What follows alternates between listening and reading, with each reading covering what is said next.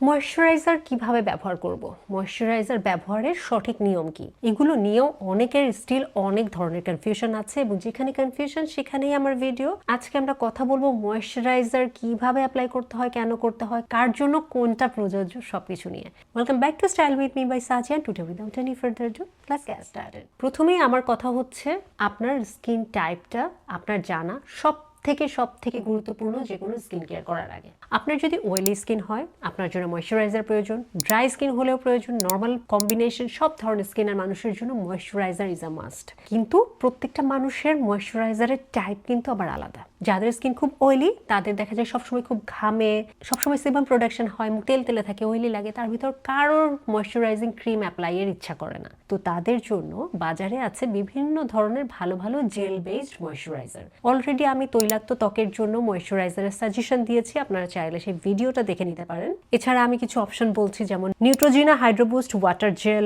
আইউনিক centella calming gel, এগুলো oily স্কিনের জন্য জেল বেসড খুবই ভালো ময়েশ্চারাইজার। আপনার যদি ড্রাই স্কিন হয় আপনি চেষ্টা করবেন একটু ভারী এমোলিয়েন্ট যুক্ত ময়েশ্চারাইজিং এলিমেন্টস আছে এই ধরনের ময়েশ্চারাইজার বাছতে। ড্রাই স্কিনের জন্য মার্কেটে অনেক অপশনস। আপনি চাইলে ডক্টর আলতিয়া ব্যবহার করতে পারেন, এটা অবশ্য কম্বিনেশন টু ড্রাই, সব ধরনের মানুষই ব্যবহার করতে পারে, অয়েলি স্কিনও ব্যবহার করতে পারে। আপনি চাইলে সেরাফি ব্যবহার করতে পারেন, সেটাফিল ব্যবহার করতে পারেন, আপনাদের জন্য অনেক অপশনস মার্কেটে অ্যাভেলেবেল আছে। নর্মাল টু ড্রাই স্কিনের মানুষের জন্য সেরাফি খুবই ভালো একটা ময়েশ্চারাইজার। অয়েলি টু নর্মাল যাদের স্কিন তাদের জন্য আবার একটু হাইলুরনিক অ্যাসিড সমৃদ্ধ কোজারিক্সের ভালো ভালো ক্রিম আছে, ডক্টর অ্যালতিয়ারটা ভালো।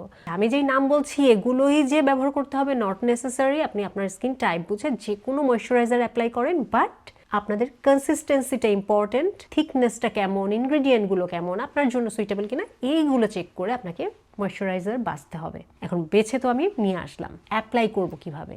নর্মালি দেখা যায় এই পরিমাণ ময়েশ্চারাইজার নিয়ে পুরো মুখে দিয়ে ম্যাসাজ করতে স্টার্ট করি আমরা, but it's a wrong process. কারণ অনেক প্রোডাক্ট আপনি যখন স্কিনে দিবেন সেটা কিন্তু স্কিন পেনিট্রেট করে কখনোই ভেতরে যেতে পারবে না। স্কিনের উপরে বসে থেকেও কি করবে, একটা ভারী লেয়ার তৈরি করবে। অনেক সময় এই ভারী লেয়ারের কারণে আমাদের স্কিনে কিন্তু ব্রেকআউটস হতে পারে, বাম্পস হতে পারে, পোরস বন্ধ হয়ে যেতে পারে। তো নানান রকমের সমস্যা তৈরি হতে পারে যদি আপনি সঠিক নিয়মে ময়েশ্চারাইজার অ্যাপ্লাই না করেন। পরিমাণ মতো ময়েশ্চারাইজার আপনি নিয়ে, সব থেকে ভালো হয় ময়েশ্চারাইজার আপনি যদি ত্বকটা একটু ভেজা ভেজা অবস্থাতে অ্যাপ্লাই করেন, এতে ময়েশ্চারাইজারটা সব থেকে ভালো ত্বকের ভিতরে অ্যাবসর্ব হওয়ার সুযোগ পায়। এখন বলতে পারেন আপু আমি তো রাতের বেলাতে সেরাম অ্যাপ্লাই করি, দিনের বেলাতে সেরাম অ্যাপ্লাই করি, তাহলে কখন ময়েশ্চারাইজার অ্যাপ্লাই করব? আপনার যদি ড্রাই স্কিন হয় আপনি সানস্ক্রিন আর আগে দিনের বেলাতে ময়েশ্চারাইজার অ্যাপ্লাই করতে পারেন। অয়েলি স্কিন হলেও আপনি জেল বেসড ময়েশ্চারাইজার অ্যাপ্লাই করে সানস্ক্রিন অ্যাপ্লাই করতে পারেন। রাতের বেলাতেও সেম। তো সেক্ষেত্রে টোনার সেরাম অ্যাপ্লাইয়ের পরে আপনার স্কিন কেয়ার রুটিন যেরকমই আপনি ফলো করেন না কেন, পুরোপুরি শুকিয়ে যাওয়ার আগে ময়েশ্চারাইজারটা আস্তে করে স্প্রেড করতে হবে। এইভাবে ফুল ফেসে একটা পাতলা লেয়ার, যেটা আমরা ছোটবেলাতে করতাম না, এই যে এইভাবে নাকে মুখে দিয়ে, that was the right process. তো সেইভাবে ছোট ছোট ডট দিয়ে ফুল ফেসে পাতলা অল্প পরিমাণ ময়েশ্চারাইজার নিয়ে সুন্দর করে ট্যাপ করবেন।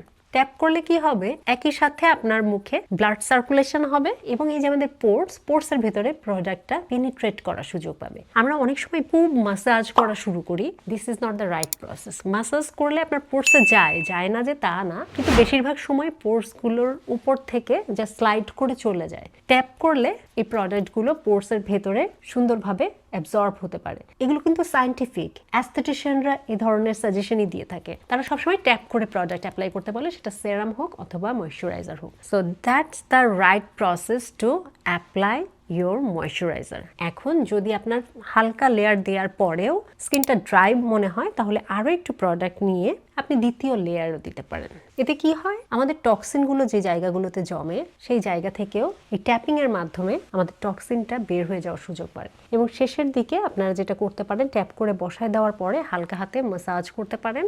Massage would be the last step, but অনেক বেশি দরকার নাই। বিশেষ করে অ্যাকনে পিম্পল যাদের আছে তাদের খুব বেশি ম্যাসাজিং এর প্রয়োজন নেই, এতে হিতে বিপরীত হয়, আরও অ্যাকনে পিম্পলগুলো ইরিটেটেড হয়, বেশি করে বাম্পস সৃষ্টি হয়। So that should be the right process to apply the moisturiser. তো আমরা কয়টা নিয়ম শিখলাম?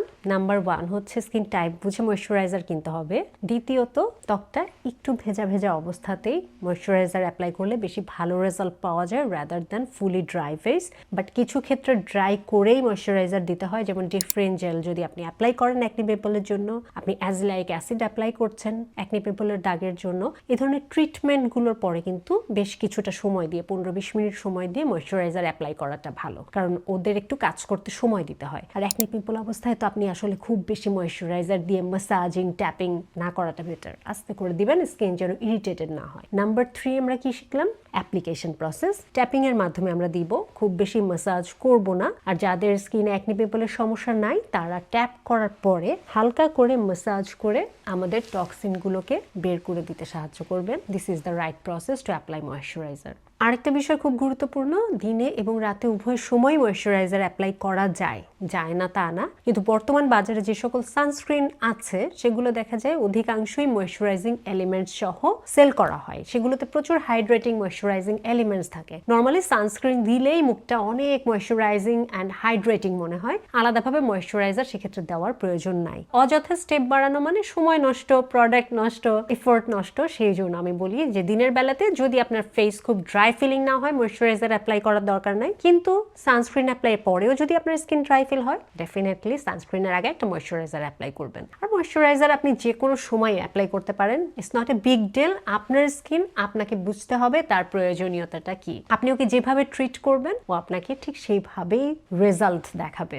আরেকটা বিষয় হচ্ছে ময়েশ্চারাইজার আসলে শুধুমাত্র ময়েশ্চারাইজার স্কিনের কোনো আমূল পরিবর্তন যে দাগ ছোপ কমায় ফেলবে, anti ageing wrinkles fine lines কমায় ফেলবে অথবা আপনার গ্লো নিয়ে আসবে, সবকিছু সে একা করতে পারে না, কোনো ময়েশ্চারাইজারে পারে না। এটার মেইন কাজই হচ্ছে আপনার স্কিনকে ময়েশ্চারাইজড রাখা, হাইড্রেটেড রাখা। তারপরও অ্যাক্টিভ ইনগ্রিডিয়েন্ট যুক্ত অনেক ময়েশ্চারাইজার আছে, কিভাবে পেয়ার আপ করতে হবে এটা ইম্পর্টেন্ট জানা, এবং তার আগে আপনার প্রবলেম বুঝে টার্গেটেড কিছু সিরাম অ্যাপ্লাই করে নিলে আরো ভালো রেজাল্ট পাওয়া সম্ভব। আশা করি আজকের ভিডিওটা আপনাদের কাজে লাগবে। That's all for today. See on my next video. Till then stay fine, stay safe and spread the love. Thanks for watching. Take care. Good by.